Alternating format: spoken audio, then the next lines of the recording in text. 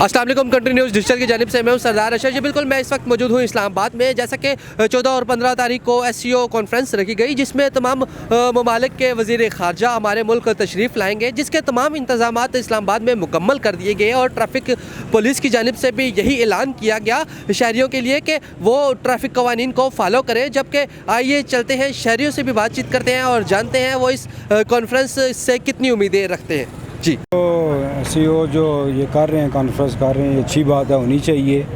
इसमें मुख्तलिफ ममालिक के वज़ीर ख़ारजा आएंगे और पाकिस्तान के लिए बेहतरी है, अच्छी बात है, आने चाहिए यहाँ पर ताकि इन्वेस्टमेंट बाहर से आए, यहाँ पर कारोबार हों और जो यहाँ पर जो मसाइल हैं, जो बेसिक जो मसाइल हैं यहाँ पर, वो बिजली का मसला है, गैस का, पानी का मसला है और महंगाई इतनी है, ताकि बाहर से यहाँ पर कंपनियाँ आएँ, यहाँ पर आकर अपनी कंपनी वगैरह बनाएं, यहाँ पर रोज़गार के मौके मिलें लोगों को। तो इसमें अच्छा है ये अगर हो। जी बताइएगा, ये जो SCO कॉन्फ्रेंस हो रही है, आपको क्या लगता है इसकी क्या फ़ैसले होंगे और कितनी कामयाबी मिलेगी? इंशाल्लाह इसमें कामयाबी मिलेगी इंशाल्लाह।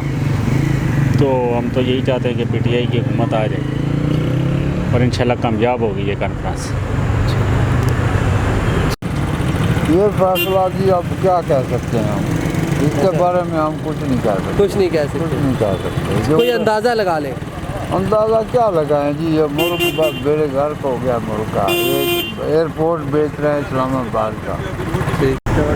जी तो नाज़रीन, आपने देखा SCO कॉन्फ्रेंस के हवाले से गुफ्तगू हुई हमारी कुछ शहरियों से और उनका यही कहना था कि हो सकता है कि वो इस कॉन्फ्रेंस में कामयाब हों। और इसी के साथ मुझे दीजिएगा इजाज़त, आपका मेज़बान अशर हमीद।